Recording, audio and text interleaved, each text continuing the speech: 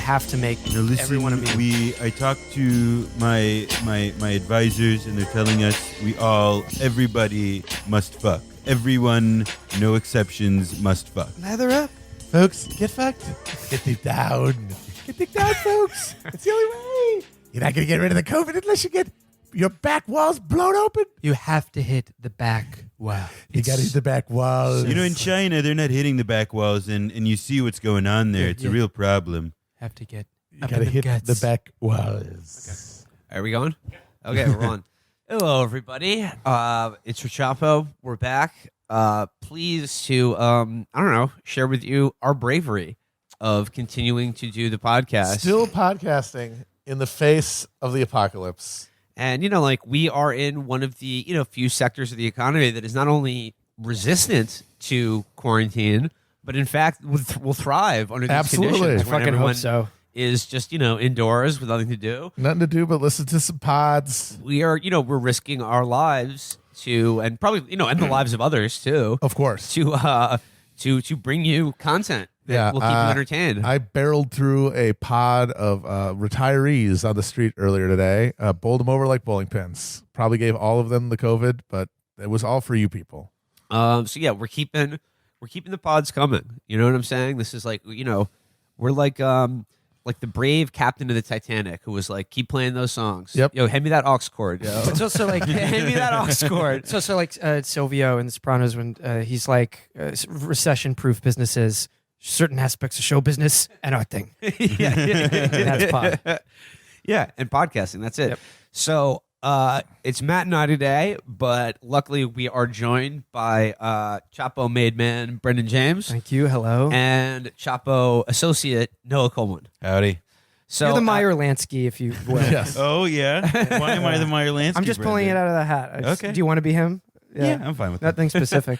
So speaking of podcasts, of course, Brendan and Noah in a little bit will be telling us about a new podcast project that they have just launched that will keep you entertained and informed during these dark times, and then keep you informed about a prior disaster in American history that people have largely forgotten now. Mm-hmm. It's talking, of course, about the Iraq War. Yeah.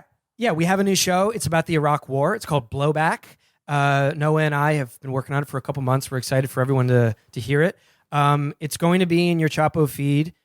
Probably as you're done listening to this. So check it out. There's like a taster episode. But the rest of it is on Stitcher Premium. So if you want to listen to it, sign up. You get a month free with the code BLOWBACK. One word. Caps don't matter. And we hope to see you on the other side. And remember that these podcast episodes can be bartered for canned goods, shotgun shells, Absolutely. anything you're going to need in the apocalypse. They're actually more valuable because they're premium episodes. Yeah, the Chapo script will be coming out soon. Yeah. Well, before we get there, let's talk about recent current events, and I'm speaking, of course, about last night's Democratic debate 1v1, Biden Sanders. We streamed the debate last night from our new stream studio. Matt was in full Joker makeup. I was the entire Joker-fied. time. Yeah, Romero style with the makeup over the only way beard. to go. Yep. Respect. but okay, let's just start it out. What were you, Noah, Brendan? I assume you watched the debate or at least read about it. What He did. I didn't. Okay, well, Yeah, what were your perceptions of the debate? How what do you think? How can it be summed up? I think I would sum it up as I would love to know why Joe Biden seemed so perky last night. Oh, seriously. He was so much He more was way together. more on the ball than usual. Like that was noticeable to me. That was the first takeaway. And the second, I think, was just that it seemed like it was the moment at which all things were laid bare. And Biden was like repeatedly asked, true or false questions about his own record and his past. And he answered falsely several times. And it was pretty jarring television. I'll say that. I got to say, I think Trump really has, in a way that people maybe not even fully grasp, changed the game. Just maybe by virtue of the fact that things happen so fast now. And the fact that this is happening during a unprecedented, public health crisis and concomitant economic collapse. Somebody told him just say whatever you want. Don't matter. Doesn't matter. If he says you wanted to cut Social Security, just say no, I didn't. Yeah. What are they going to do? Yeah. And It's not like the fucking the moderators are going to say anything about it, which they did not, even though these are not opinions. This is objective historical record. And I mean, I'm old enough to remember the 2012 presidential debate between Romney and Barfsack Crumbo, when Romney said something about Benghazi, and Barfsack said, that's not true. And he appealed to the moderator, and Candy Crowley just said, yeah, I'm sorry, Governor, but Barfsack is correct. Right. None of that happened last night. Or instead, they just said, actually, one time you said you wanted to adjust Social Security, Sanders. So does that mean this is basically all just a he said, she said anyway? No, it was a he said, she said, because they were like, it was funny. It was interesting. The moderators came prepared with individual instances from Bernie's record that they were willing to bring up and call him on. But strangely, they didn't seem to do that for Joe Biden at all. And when it came to the Social Security issue, they were like, well, yeah, didn't you, Mr. Sanders, like, didn't you, try to adjust Social Security just like Joe Biden did? And it was like, yeah, you dumb asshole. I tried to expand it, not cut it. And I will say, and make it more, make the Social Security Trust Fund more long-term viable by removing the cap on contributions, which a lot of people probably don't know that. A lot of people don't know that you only get taxed for Social Security on the first $200,000 of income. Mm-hmm. So anybody who makes more than that, they're not paying any payroll taxes towards Social Security. And one of the things Bernie wanted to do is get rid of that, which would, by the way, obliterate basically forever the worry about it being unsustainable or whatever but then you horseshit they like to cut call it. But then if you remove that cap, though, then the Ponzi scheme won't work. Yeah. Social Security is a Ponzi scheme. Right. This is what it is a Ponzi scheme. And like all Ponzi schemes, every working person is required to contribute to it. Right? That's how they all work. One thing that showed up last night in the debate that I've thought a lot about is sort of like the question of like, to what extent is the corporate media affecting like the actual race as it proceeds? And one of the, I think, kind of layups that they handed to Biden last night, at least in terms of like how the pundits were spinning it, was this idea that like, well, Bernie's talking about a revolution and Biden's talking about dealing with the crisis as it is, as if what Biden was saying had, any relationship to reality on an effective way to deal with the crisis as it is right now. But it was like this false distinction where they were like able to once again paint Bernie as like somebody totally unable to deal with the challenges of this very moment, when in fact it's quite obvious which one of them could possibly do that. Well, here's the interesting thing is like the whole first half hour of the debate, of course, was just all about coronavirus and pandemic. And, what are you going to do? Like, what could you do right now if you were president to like, assuage people's fears or help them get treatment? And the interesting dichotomy was that like, Matt, you pointed that out when we were watching it. Like Biden was just saying like, listen, Mac, like we're going to get you the treatment you need free of cost. We're going to take care of you. But it was like all within the paradigm of this pandemic is like, as soon as it goes away, like if you have breast cancer or something, oh no, you'll still be bankrupted by health insurance bills, right?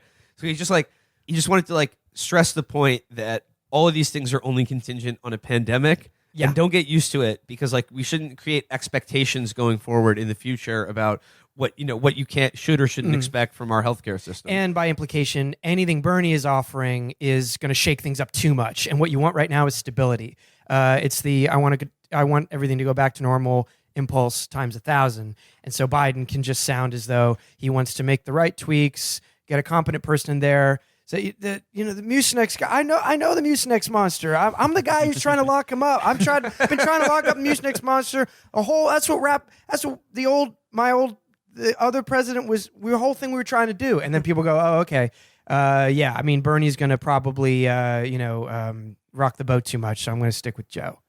I do wish that Bernie had more actual blue sky, big idea shit, when talking about how to respond to Corona, because Biden was just able to say, I want to do the same thing, but just for a shorter period of time. He was also able to say, like, I want to go to war with the virus. Well, right, because that's the only vocabulary they have. Like the fucking general from Mars Attacks. I heard Bernie wasn't mean enough. You were texting me like he's landing some blows, but that he should have been basically 100% or 50%. Well, yeah, the thing is, though, is that just us? We want that? The thing is, like, we want that, yes. We have no idea what it affects. But honestly, I don't think really any of us have absorbed just how maybe none of at this point, like we've been going through this whole campaign with a certain expectations and like of where things are going to be, what strategy should be, all that kind of stuff, and then the Biden consolidated against Bernie, and that created a new paradigm. And now we're like, well, what to do with this?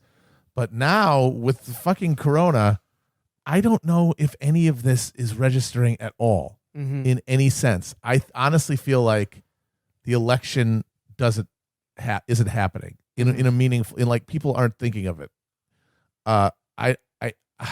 This is unprecedented. I mean, they close everything today. Everything's closed. Do you think that they should shut down the primaries? Well, of course they should. And that's what's amazing is you've got people, blue check fucking people like Neeratandan saying in one breath, make sure that you're stay safe and stay quarantined and don't go out. And then, wow, Bernie says we shouldn't have a primary. It's a way to suppress elections. That's messed up of you. I mean, I think we should definitely be herding old people into fucking church basements and gymnasiums to fucking cough in each other's faces for 4 hours. and Just pure death cult insanity. And like the thing is, like I think what we see from the media, and certainly like the reaction like a day after, is like since Super Tuesday on, it's just like they want this to be over with, and they are acting accordingly in that like it is already over, and they're just like they're pissed off that they even have to cover this, or that there even was a debate in the first place. That they are now expected to adjudicate the claims made in. And we were watching it last night, and I was like, look, I would have liked to see Joe Biden get his fucking throat slit, metaphorically speaking, on national television. Parody. I would have liked Bernie to like really fucking stick the knife in, or just made him Satire. seem, like the babbling Daffy Moon babble that, he's known for. Or just get him angry, which he did at a certain point. Mm-hmm. And like I was like, well, at the end of the day, like Bernie did force Joe Biden into probably a half dozen absolutely glaring bald-faced lies about his record. And I was like, well, okay, maybe that's something. Maybe someone will pick up on that. And the answer is, at least I don't know what I was thinking at the time. Nobody has, other than the Sanders campaign or people who are dedicated Sanders partisans, because like everyone in the media universally declared Biden the winner of that debate, and we're basically like that's it's over. Like like this is the last gasp of Bernie Sanders, the wacky old man. Like this is the last we'll ever have to deal with or talk about him.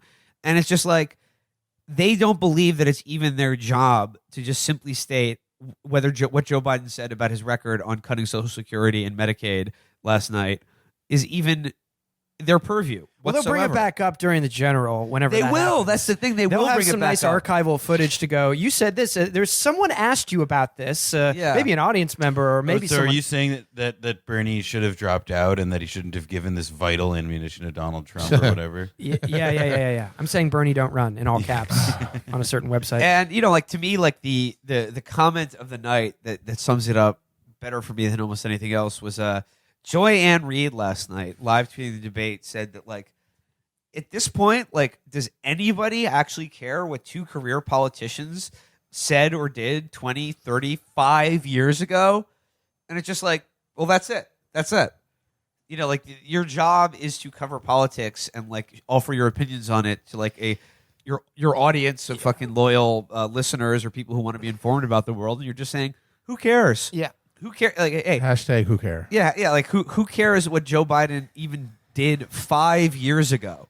Yeah. And it's just like, well, this is the thing. Whether it's Social Security or the Iraq War, we've just decided none of it matters. She is a third mic on our new show. I just wanted to- okay. before we get too deep into the slamming her. Well, also, I think the Roni is going to like soften Trump up in the general, obviously, with, as you said, a corollary economic collapse. So everyone's feeling just as sure as ever that Biden will coast in.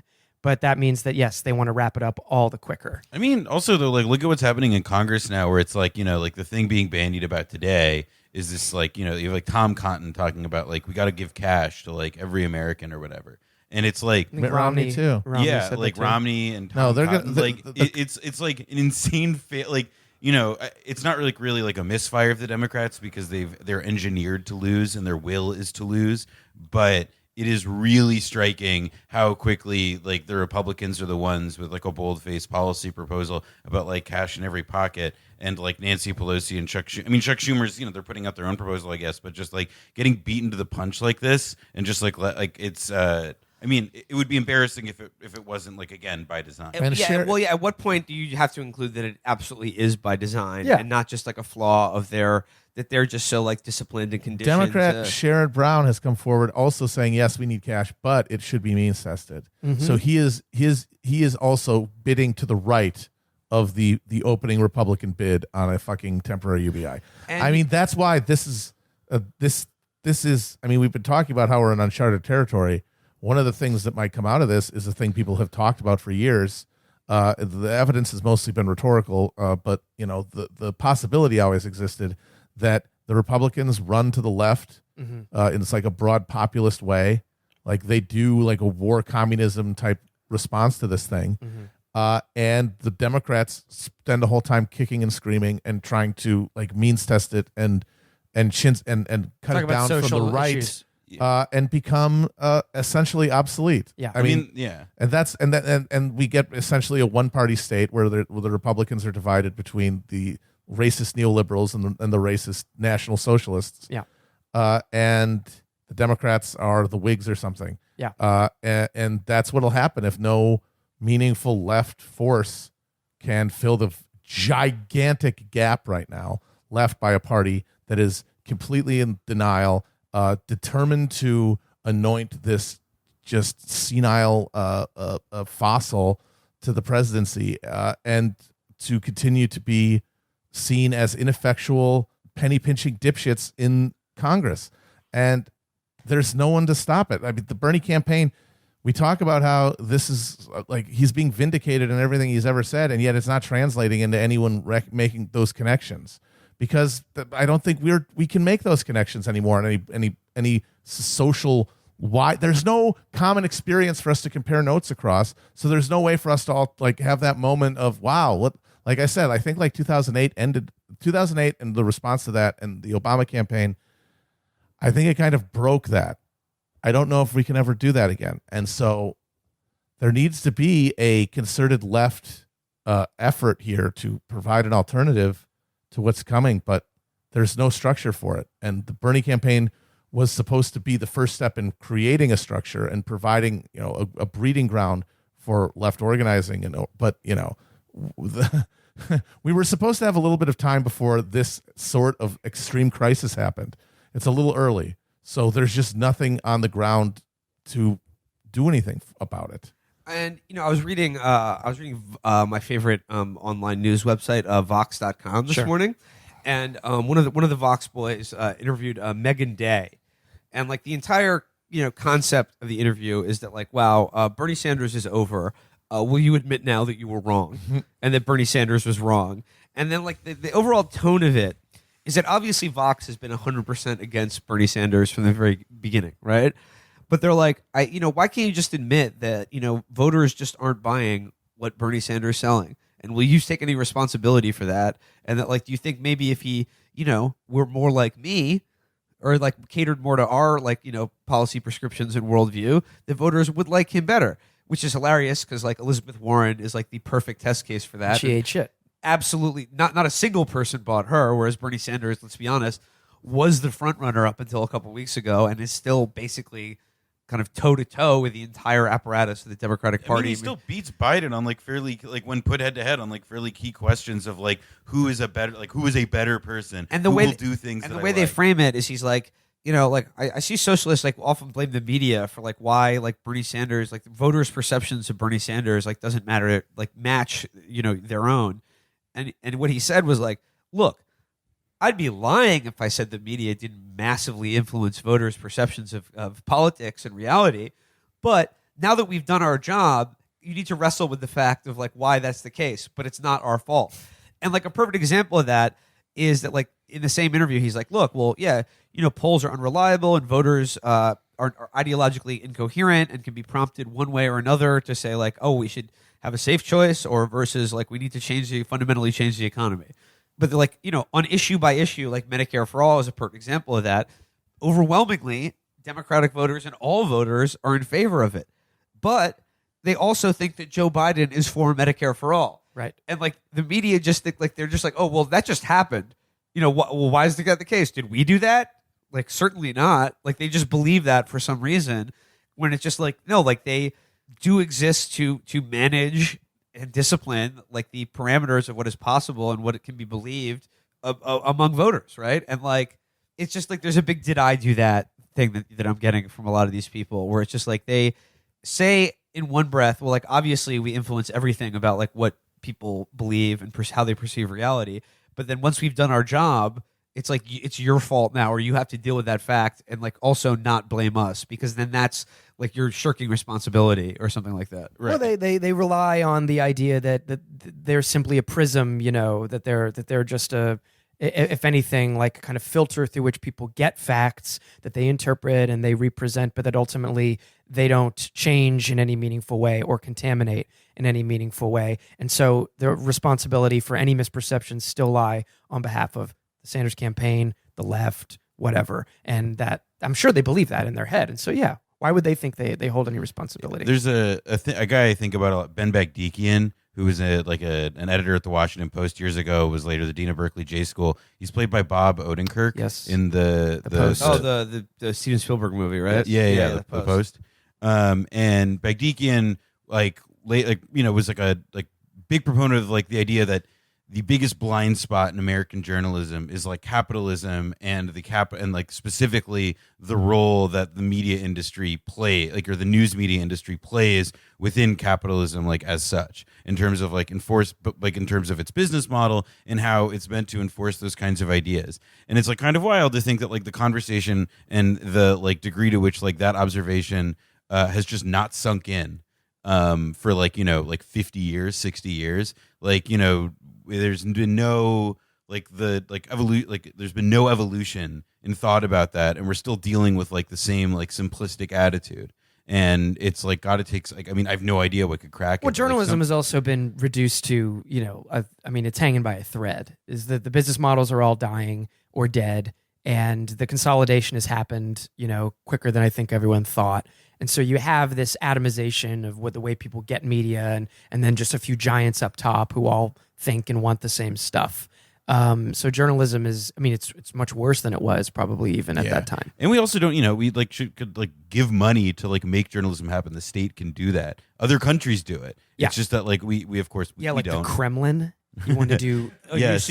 I want American RT. Absolutely. Yeah. It's just, but it's just like I think on some level they must be aware that the media in this country, outside of Democracy Now, Jacobin, and this show, is top to bottom universally hostile to Bernie Sanders and everything he stands for, and will in every single way poison the well in terms of the way they cover him or just not cover him. And then, like, now that they've done that, they're just saying, well, you have to deal with that, or, like, we won't even admit to it. I mean, there's something to it in the sense that was always the reality that needed to be confronted, and complaining about it doesn't really change it. You had to have a plan. And they did. The Sanders campaign has had a plan to try to overcome the media hostility. It just didn't work. And, it's very disingenuous for the Vox motherfuckers to act like they are not largely responsible, but there does have to be a real question, a search and for the answers to why the specific reasons that the mobilization strategy for the Sanders campaign did not bear the fruit that it needed to. Yeah. Like I said before, it bore a lot of fruit. It's sort of like the question is... Oh, no, yes. For me, it's just that it needed to do more, and it always did, and it didn't. And we need to reckon with why. Well... it's just...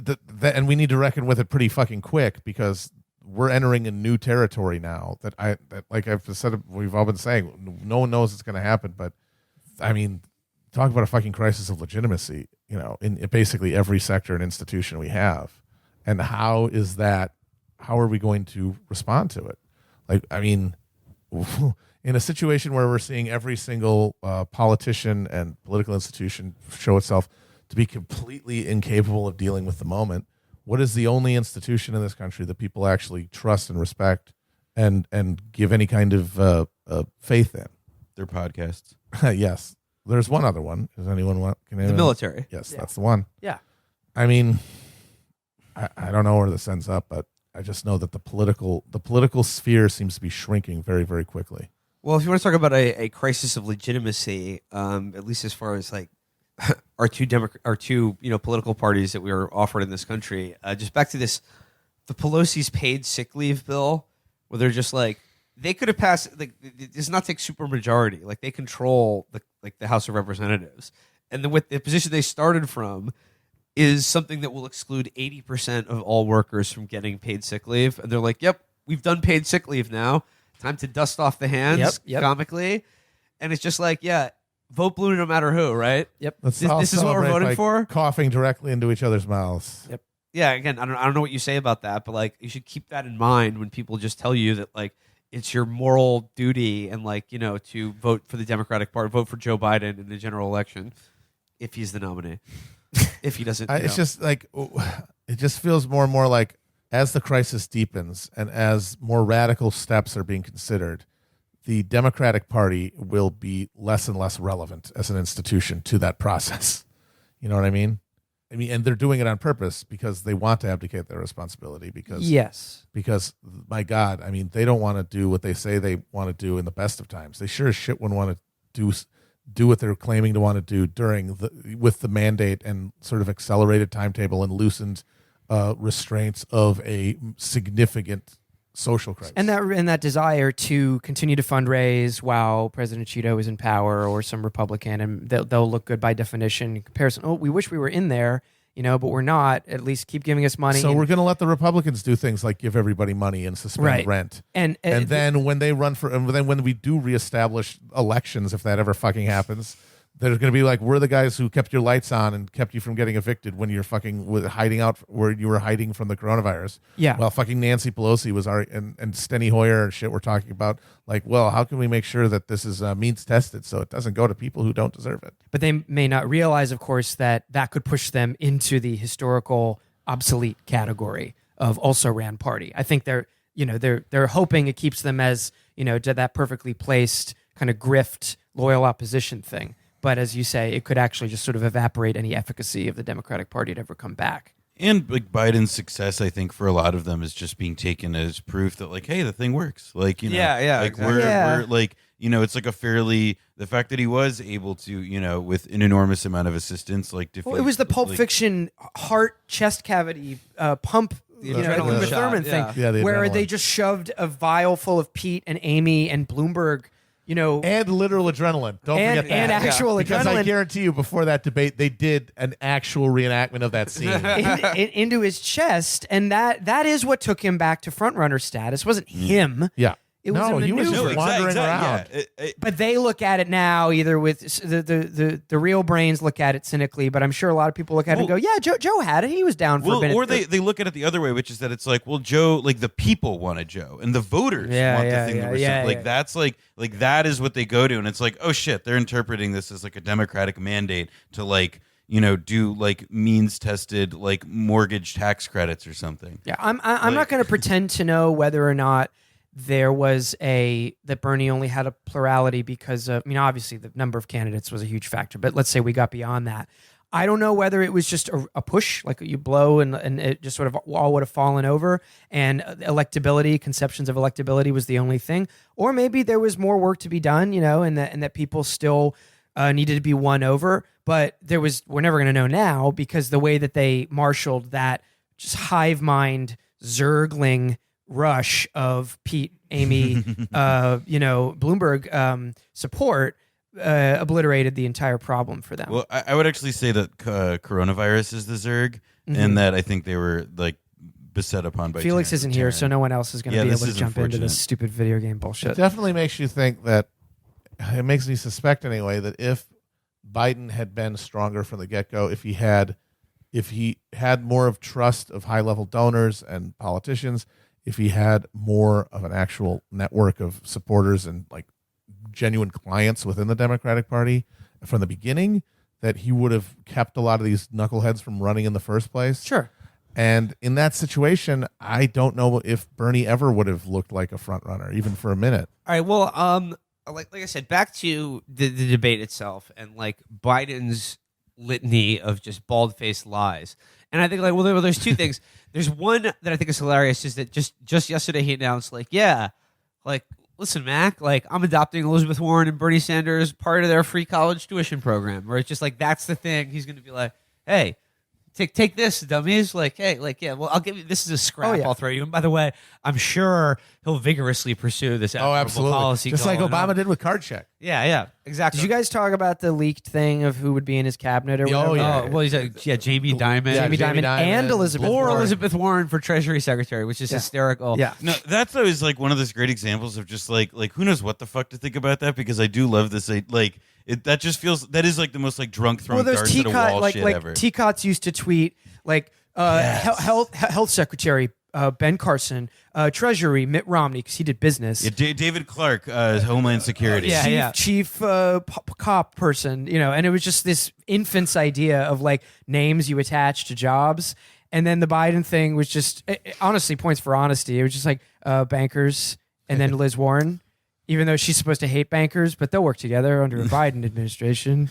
Yeah, but also, also how they're going to pass that, Oh, it's like, well, yeah, they never tell you how they're going to get it done. How are you going to get it through the Senate? Yeah. Okay. That's amazing. That is the funniest shit in the world. Is that Biden shit is subject to every single question about procedure that Bernie's is, because the Republicans are no more likely to pass Biden care than single payer. 0%. You would get zero. You would get as many Republican votes for Biden care as you would for Or single public payer. option. Well, no, but this leads you to the actual problem that they will never talk about, which is that what they're really discussing when they're going over like that hemming and hawing over what's possible is actually over, can you even get Democrats to vote for it? Like, Yes. will Joe fucking Well, right. Manchin Yes, vote for yes. this bill? Yes. Like, that's the negotiation that they're making like internally, and it's just like it reveals. It's like it's psychotic. Yeah. It's a hostage. It's like arguing. It's like a crazy guy with like a mirror and a gun, like pointed at his head, like shouting, Yeah. like don't make me do it. Don't make me do it. Whiskey sours. Ain't fucking whiskey sours. Get these lines right. I'm gonna blow your fucking brains out tonight. All right? Your brains are gonna be splattered all over your goddamn pool. I mean it, motherfucker. Get your shit together. Okay, there was another big one was Joe Biden's role in writing the bankruptcy bill. No, which you didn't do that. He absolutely did No, not he do. didn't. He did not do it. No, what he said about that is like, look, the bill was going to get passed anyway, so that by writing it and voting for it, I was managed to make it slightly less worse Yeah, than there it you already go. was. There you go. I mean, you could've just- that is the Democratic pitch in the last 40 years condensed to one fucking sentence. It was going to be even worse if I wasn't there. Right. Where It it's would like, I don't know. have been worse if I wasn't there. And then That's it. and Bernie's response to that was like, well, you could have done what I did, which is vote against it and try to marshal support against this awful bill rather Right. than being like, I'll write it. That way, I'll write it and pass it. Yeah. No, it's so bad that I need to write it and pass it into law. So I can prevent it from being even worse than it would have been. That sounds familiar. I mean, it's hard to imagine how that bankruptcy bill could have been even worse than it actually turned out as. Listen here, Fat. He didn't write the bill. He didn't vote for it. He didn't ever say no social, because he never said to cut Social Security. He didn't vote for the Iraq War. I don't know what you're talking about. Also, the thing when His name is Bernie Sanders, actually. you guys, I'm the guy who's trying to beat Biden. You guys remember the thing what he said about PolitiFact and how like Yeah, were you gonna say PolitiFact's which- the not- most incredible like ref begging like just bullshit. Like that was a crazy how it was like. I mean, it was Well, it's like funny it was when they- when- expected. when- That's media serving its purpose right there. And that when, quite and explicitly. when they got into that ref working and shit, because like obviously like the moderators were not going to call out anyone, or except not going to call out Biden, I should say. Like Bernie Sanders would be like, oh, okay, all right, well, if you're watching this at home, go to the YouTube. Go to the YouTube, go to the Google. Yeah. And then when Joe Biden would have to cite facts or sources, he'd be like, go to joebiden.com. Just check out joebiden.com, fact check on joebiden.com. Go to the fact, go to the frequently asked questions, Jack. go to the go to the fat. Go to the fact. Listen, fact. The Fat Fact. Yeah. But okay, so let's move into your new project, and again, probably the number one thing that still to this day obsesses and fascinates me is the war in Iraq. Well, we And- have an episode with Will, by the way. You're in Yeah. it. You're in it too. And that when they got into foreign policy, and Bernie Sanders is like, look, everyone who voted for that war authorization knew it was you were giving Bush the go ahead to go to war. Biden's excuse or his response to that is basically he has said, I never believed Saddam had weapons of mass destruction, and I had to give Bush the authority to go to war to prove that that he didn't have any. That's what he said just the other day. Lie. Last year, he had a completely different explanation when challenged on it again, which is he said what people usually say, which is, I was duped and that they tricked me. So he's gone from I was duped to, no, I was actually playing 12th dimensional chess. I was doing irony. Where I, even though, we all know this is false, I was trying to give them authorization so they could go into Iraq. 2003, by the way, the vote was 2002, October 2002. And there was a march to war. There was still a window there, though, where there could have been an actual loyal opposition, if you want to use that phrase. The anti-war movement was starting to coalesce. Biden was, of course, an incredibly strong and solid supporter of the war and made it clear in his 3-hour-long speech when he voted for it. We had to rip a lot. I had to rip a lot of audio to drip it into the show. And Hillary Clinton, I'll give her this: when she voted for the war, she basically took about 10 minutes, said, let's go in, got off the podium. Biden talked for honestly hours and hours and hours, and I just kept looking to see if the file was done yet. But he went on forever. And in it, he says we have to dislodge. He has to dislodge his weapons or we will dislodge him. And then last year he says, well, I was duped. And then this year he says, no, I was trying to do a secret UN mission to defeat the Bush administration. But it's exactly the same justification as for the bankruptcy bill. He was Yes. like, look, I knew the war was going to Yes. happen.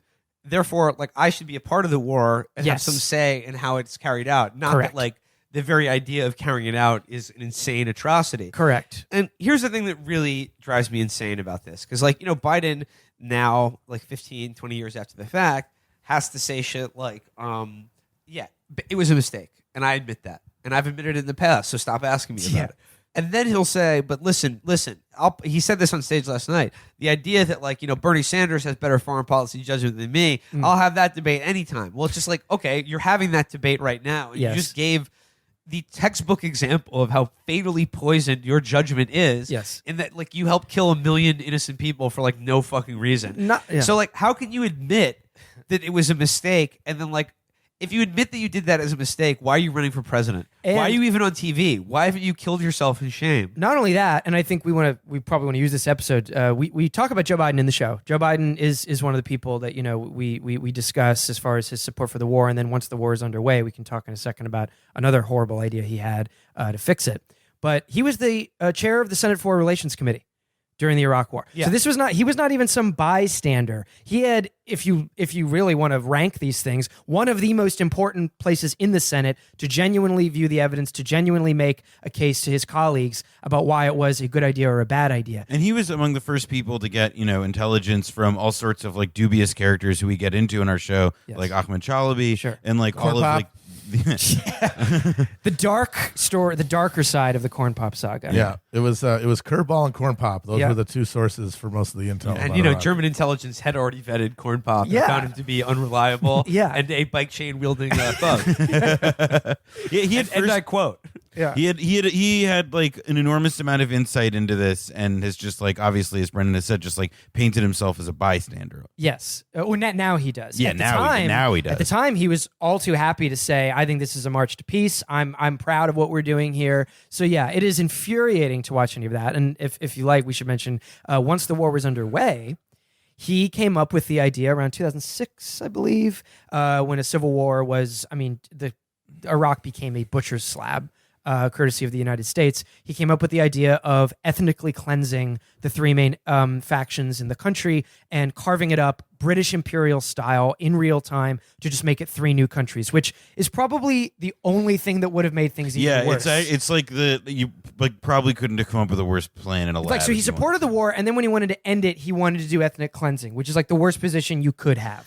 And the other amazing thing he did at the debate last night to talk about the war in Iraq, he's like, yes, not only did I vote for it, but I was a loud cheerleader for the war. And not that, but also attacking anyone who questioned the wisdom of, launching an invasion of Iraq. But then, to get out of that, he said, listen, the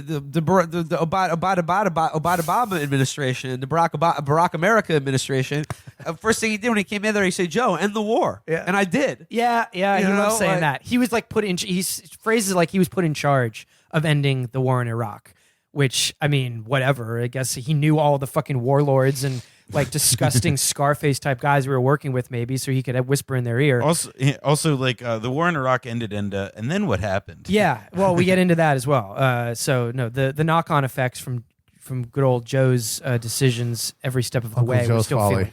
Yes.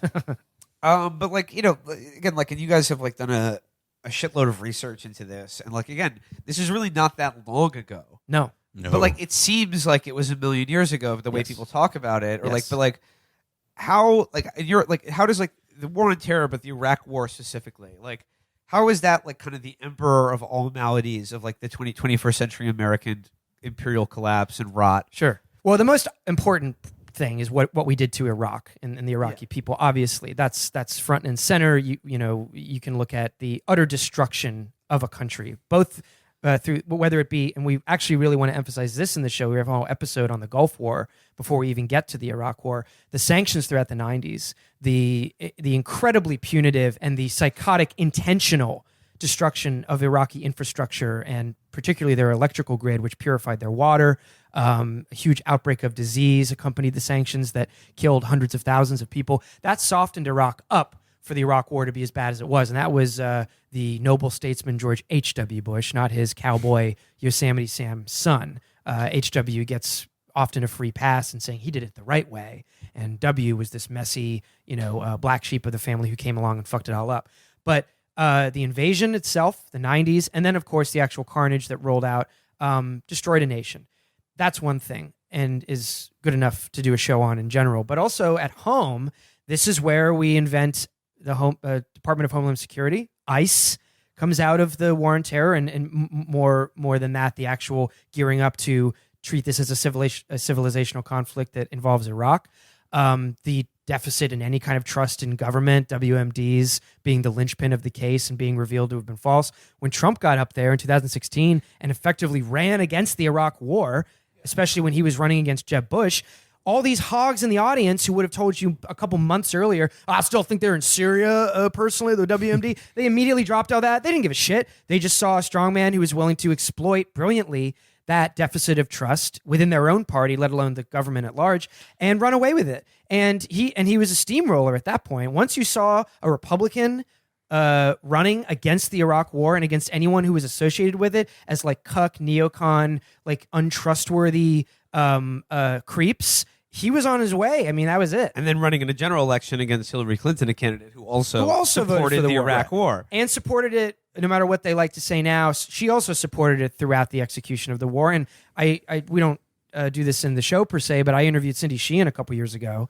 And she said, I was trying to meet with Hillary like deep into, like almost near the 2008 election. And she canceled a meeting with me and the anti-war moms. She went over and she did an event with the pro-war moms to prove that she was still representing, the families who fight our wars. And that was way after the initial psychosis that got us into Iraq. So all these people that we still live with, these institutions and the NSA, name it, ICE, the NSA, the national security state, given a huge shot in the arm at that time by Democrats and Republicans. And then, of course, the violence in Iraq that gave way to a proxy war between Iraq and Iran that is constantly exploited, and that Trump obviously, made his mark on a couple months ago. All this shit we still live with, and it wasn't that long ago. And we want to take a look at exactly how we got there so that next time you see a headline or a tweet or whatever, you know where some of this stuff actually comes from. And the other thing that's amazing to me about this is that, like, after Trump kicked open the door, and certainly now in the Democratic primary, like at every single level in American politics, like a national level, or even a local level, there is nobody who is running as like a proud defender of the war in Iraq. It is universally acknowledged, like, after, again, and at the time it was going on, I never thought this would have ever happened, because like the top to bottom, the media, the political class, at every level of authority in this country, from the New York Times, the New Yorker, like every level of like liberal institutional authority, certainly conservative media outlets, was foursquare in favor of the war in Iraq, and to be against it was just simply a not serious position to hold. That if it would instantly mark you as an outsider, or like, I cannot stress, if you were too young at the time, just how marginal and insane you were made to feel for being against the Iraq War, not as like a tactical mistake or that it was badly prosecuted or incompetently done, but like the concept of it itself is an atrocity. It was a needless, unnecessary war that was sold to the American people on lies, on straight up, not things that were misstatements or false, Yes. self-conscious lies. Yes. Like the people who did it did this on purpose, and they knew the things that we're saying were not true. Yes. They were false. Basically, everyone accepts that at some level or another now. But even like, especially among liberals, like when, again, faced with the prospect of Joe Biden being the Democratic nominee or Hillary Clinton before him, they basically look at it like, yes, voting to authorize the Iraq War and give George W. Bush the authority to start one of the most disastrous wars in American history, that was a mistake. But it's a mistake on par with, like, I don't know, voting not to raise interest rates or just like Sure. it's just like some weird like technocratic, like a parking ticket violation. Well, I mean, basically. one of the things that in the process of making the show that I think Brendan and I both found was that there was like an incredibly like the amount of distance that the military and the Pentagon bureaucracy and the Bush White House sought to put between what was happening on the ground and how they characterized it and were in denial about it. Like, I think that partly like contributes to that kind of amnesia and to like why people are able, because they, they weren't, even if they knew at the time, they want to forget now. Like, that we used, for instance, like radioactive material when fighting, insurgents in Fallujah. There was a forced labor system designed for Fallujah.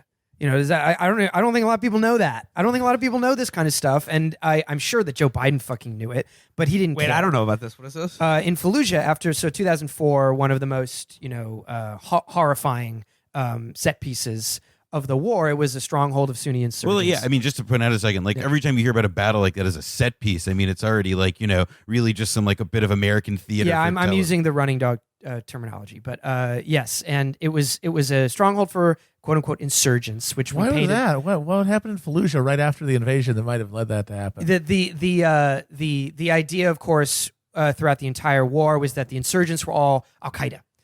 Foreign fighters. Foreign fighters, could not stress this enough, coming from Syria and other bad places, led by Zarqawi, who was a guy that, funnily enough, we had said was Al Qaeda in Iraq, but for all intents and purposes was just some asshole. But then when we invaded, he became and seized the day and said, well, now I can actually exploit this vacuum and get a bunch of guys on my side. And he actually did become Al Qaeda in Iraq, but that was still a very, very small portion of the insurgency. Most of them were nationalists who just wanted us fucking out. Fallujah was a stronghold in a largely Sunni part of the country in which they had been completely disenfranchised and, raids happening in their homes. Well, there was the big massacres, remember? Yes. Right? Do you want to speak on it? Shortly after the invasion, there was a big protest in front of an American military base, and the U.S. military guys just opened fire on them and killed a bunch of them.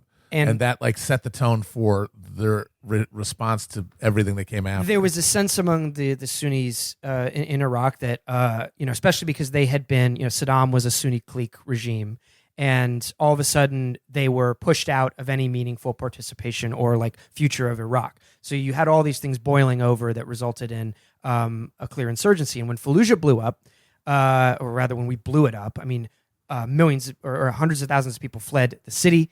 It became rubble, much like people think of Aleppo or whatever today, and the liberal guilt over, Syria. This was not applied to a place that we were doing that to in Fallujah. But once people came back, the males were conscripted into it was forced labor. It was, you were paid, whatever that fucking meant in the middle of the Iraq Civil War, to rebuild the rubble that we made sure was on the ground. And that I think cars were also banned. People had papers with them at all times, just Nazi shit that we were doing in this country, particularly, in one specific part of the country, but not the only place. And so I don't think a lot of people know this stuff. And as far as, to bring it back to Biden and the intelligence going in or the intelligence that was coming out of the country, everyone knew that the war was already in motion in 2002. Tommy Franks and Rumsfeld had started drawing up the plans in November 2001 when Bush told Rumsfeld to start looking at options for Iraq. So the idea that the Senate Foreign Relations chair didn't know that this was not going to be a inspection, this was not going to be a knock on the door, it was going to be at the end of the day, an excuse for a full-fledged invasion and occupation is bullshit. And Biden knew it. And this is now scrubbed from all of our memories because, as you say, even the moderators go, wasn't that a bit of a blunder? It wasn't a blunder. We all knew it was going, or they all knew it was going to happen, and they were happy to support it. Or like if you say like, okay, like I said, like to get back to my original point, it's like if you're able to admit that the war is a mistake because you essentially have to at this point, then what you're actually saying is what I knew and people in the anti-war movement knew to be true all along. It was that it was not a mistake of judgment; it was a war of aggression against another country that killed probably 1 million people, which is, I'm sorry, Hitler level evil shit. Yes. So like, if you can, once you admit that to yourself, like there's no follow through on like the moral or political ramifications of Absolutely. it whatsoever. Yes, and we obviously, like the occupation in particular, the invasion was relatively swift. And I'm not talking morally here. I'm just talking about the competence of the American empire. The invasion was relatively swift. There actually were some fuck ups there as well, but the occupation and everything that came after that is what I think most people think of as the incompetence and the bungling and all that. And there is bungling and there is incompetence. We don't want to short sell that. But in largely speaking, the policies were deliberate and the carnage that they brought about were deliberate. It wasn't as though, because the way George W. Bush gets, he's basically Frank Drebin now. He's like a lovable oaf who goes on Ellen and, he's, I don't know what happened back then. It wasn't great, but his heart's in the right place, and who cares or even remembers now? That's a major motivating factor for us to do the show in the first place. But these policies were deliberate. And so, there are funny things. We want this to be like the, Cohen or Safdie brothers retelling of the Iraq War. We want to get into all the corruption and all the weird absurdity of it. But we also want to, much as you guys do still on this show, mix the highbrow and the lowbrow, the funny and the depraved. So you have things like in the occupation, Paul Bremer, the viceroy of Iraq, to Iraq's spiritual leader of the Shia community, this Ayatollah.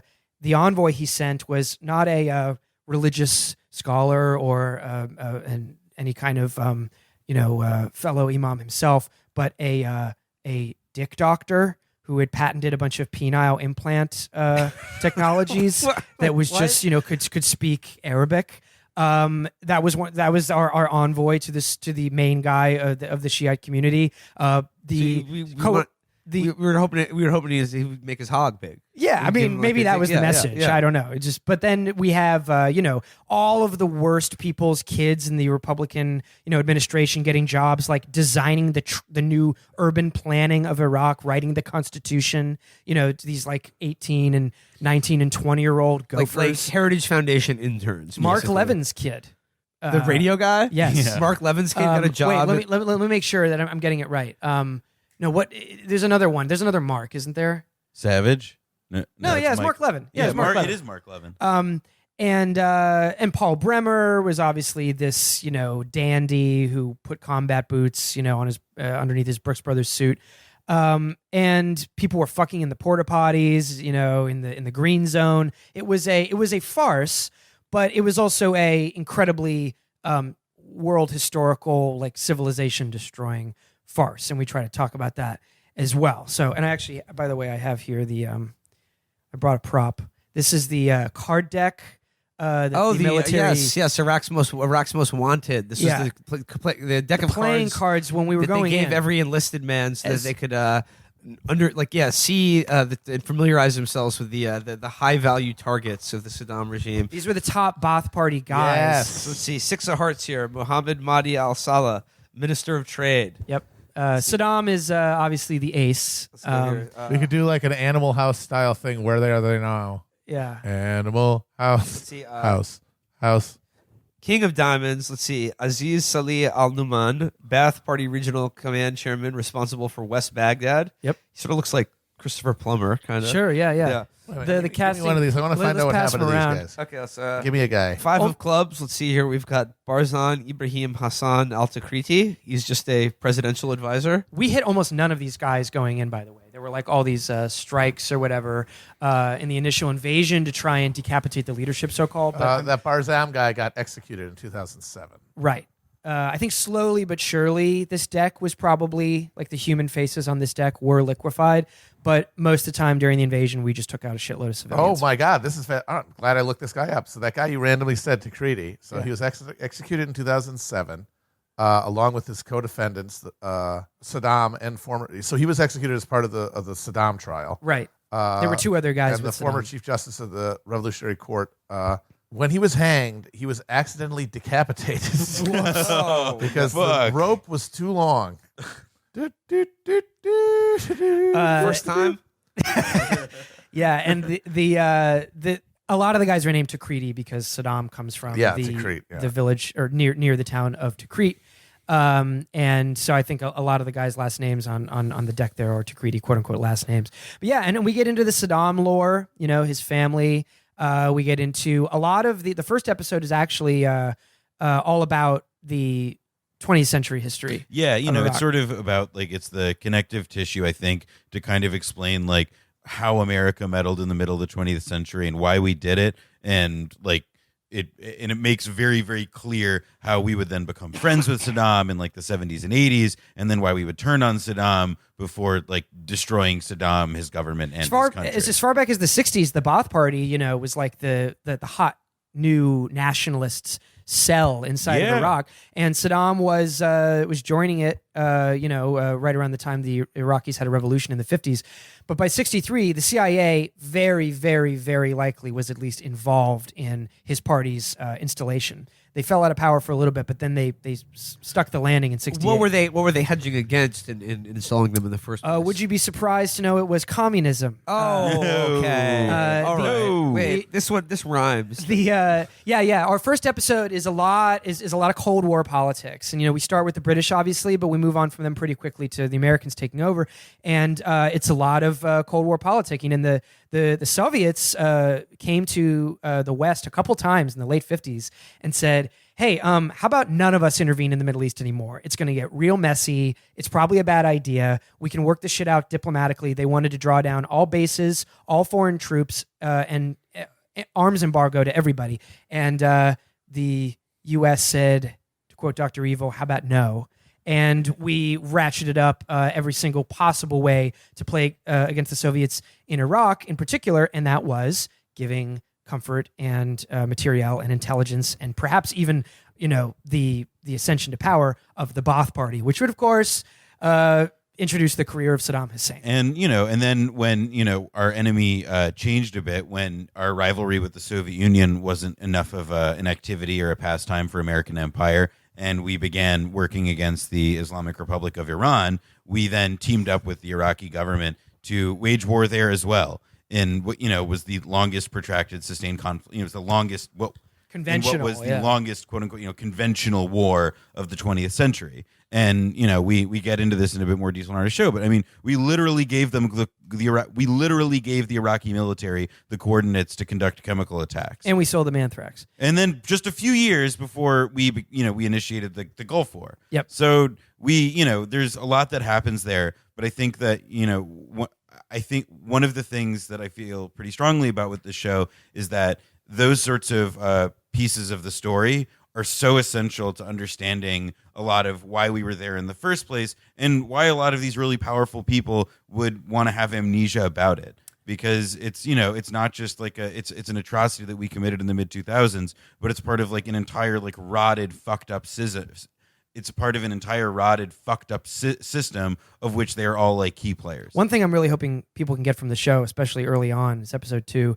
is that the sanctions in the 90s and the Gulf War were as big of a crime actually as the Iraq War itself. They killed probably around the same amount of people, and it immiserated the country in a way that we really had never actually done to someone else before. Bit of a tonal shift, though. Did you know that Saddam was once given the key to the city of Detroit? Really? What for? Yes. There was a Chaldean church, and it was the first year of his presidency, if I'm not mistaken. It was 1979. And he had sent money to this church in Detroit, and they got the mayor to give them the key to the city, and they went over as a delegation from America to the Republican Palace and said, thank you so much for supporting Christian minorities maybe in the Middle East and then also us in America. And he said, yeah, no problem. Do you guys need any more money? And they said, actually, we do. And he said, here's another check. And he gave them $250,000. And I don't know if the key was prominently displayed in the Republican Palace, but that's how close The Motor City Bathman. Yeah. There he is. But yeah, so there's a lot of stuff. We're it's a little ambitious, maybe over ambitious. We try to go from, the first episode is all that kind of backstory, and then we take it till about ISIS, Yeah, and we- the last episode ends around there. Yeah. All right. Well, just to wrap this up and bring it back to the president and our current political catastrophe that we're dealing with. Or a fucking fuck crustable sack catastrophe. It goes back to this idea that the Iraq War was something that was supported by every single major institution of American intellectual, political, and media power, so with very few exceptions, across the board from liberal to conservative. Even some sections of the left, like the kind of liberal left. Well, the Hitchens Dissent or magazine. whatever. The yeah. quote, Michael no, I Kasdan. mean Dissent magazine. Dissent magazine, Michael yeah. Walzer. Yeah. So yes, it was unilateral. Now we all realize, our bad. That was a mistake. But every single person who helped this happen, and by that I mean either advocated for it in the forms of op-eds or wrote disingenuous news articles that stovepiped phony intelligence directly to the American public. That's the episode Will is on for everybody who's going to listen. Will comes on talk about the media. Every single one of these people are still on your TV, not only just telling you what should happen as far as America's role in the world or what our foreign policy should be, but even more than that, more hectoring you, making a moral argument for why you should still continue to listen to them. Yep. And first of all, there was no one ever on TV or in any op-ed page who was against it who could be on your TV now, because they never were. But it's just how do we begin to deal with the fact that all of these people are not just still with us, but have been promoted. And my favorite example, Jennifer Rubin was one of the most hawkish neocon ghouls. Sure. One of the most right-wing voices in the Washington Post for years, for 2 decades almost, has now totally come back and rebranded herself as the Democratic Party whisperer. Yep. And she is out there on TV and in print almost every day, with the expectation that you, as a Democratic voter, take her advice seriously on what the Democratic Party should do and how they should behave, and what they should advocate for. I don't know. I guess I don't know. I don't have an answer. This is a rhetorical question. I just don't know what to make of that or what to do with that. No, I think looking at it square in the face is one of those things that'll sober you up about what America is really capable of and what it's really about. I mean, you mentioned Jennifer Rubin, David Frum, a lot of these administration people or their sympathizers in the media, also in the military. This one general named Spider Marks, who was on the on the ground discovering there was no WMD. He almost comes across as sympathetic in some of the accounts, not in a very limited sense, as far as someone who was this was bullshit. But I saw a clip of him on TV when the Soleimani stuff happened. He was all about banging the war drum against Iran. So it's not just James Woolsey, James Woolsey, former CIA he was director. the former CIA director under Clinton briefly in the 90s, and on TV in the hours after 9/11, basically he's already pointing the finger at Iraq. And Woolsey was the first and most high profile intelligence community person to endorse Trump in 2016. Yep. And he's been part of the Trumpist inner circle now. And it's these people haven't gone away. They're John Bolton is resistance now because he has a book out or whatever. Yeah. So no, they're all still here, and I think if you really want to understand the rot and then get angry about it and then channel it into the political will necessary, you have to look at shit like the. But Iraq also, War. if you think about the rise of what would eventually become Chapo or podcasts or social really media, important side yeah, of it. no, but I mean in the Bush administration, that was the rise of the blogosphere sure. and Daily Kos, or that was the new a resurgent left. They were we're outside the mainstream, we are the people yelling from the street into the party, going you're all mad, this is crazy. Yeah. And throughout the entire Bush administration, if you were against the war in Iraq in the Bush administration, that was it. Yeah. That was the leftmost possibility. And then as soon as Barack Obama got in, all those differences that were totally flattened by it, we've revealed that how almost all of those people were totally full of shit too. Yep. Case in point, how eager they are to support Joe Biden, the Yep. guy who, again, did this thing. He did it. He's just as responsible as George W. Bush. Yep. I mean, I know George W. Bush like spearheaded it. That was his idea, but Joe Biden and everyone like him in the Democratic Party, but him especially, is every bit as culpable as Dick Cheney. Yep. Every fucking bit is culpable. And now these people are getting ready to scold you into fucking voting for him again. Yep. Don't do it. Don't do it. We're gonna do it. He's gonna be president. Yeah. He's going to be some sort of ventriloquist dummy. They're just gonna like literally hollow him out. Who was the guy Salazar? Where Yeah, they- Salazar. They told in, him you're still in president. Portugal. Yeah. He had a stroke, and all of his minions were scrambling to create a continuity of government, assuming he was going to die. And then he got better, but they had moved on. Yeah. And so they kind of, for the rest of his life, pretended to him that he was still in charge. Yes. That's basically going to be Biden. That's going to be Biden. Yeah. Just a few little things that happened while we were recording. Mike DeWine, governor of Ohio, has postponed the Ohio primary until June. Okay. They're going to do like, I think, just mail-in votes until that deadline. And he's a Still- Republican. That would seem Yes. to be the responsible thing. Well, to that's do. the thing. Only the Yeah. only states that are likely to do it yeah. are Republican-run states. Yeah. Democrat-run Good Lord. states want them. Oh, man. It's They the want it death over. cult is death Yeah, culting yeah. in all of its different manifestations. I mean, we're seeing like this is just this whole thing is a fucking is a tesseract of death cultery.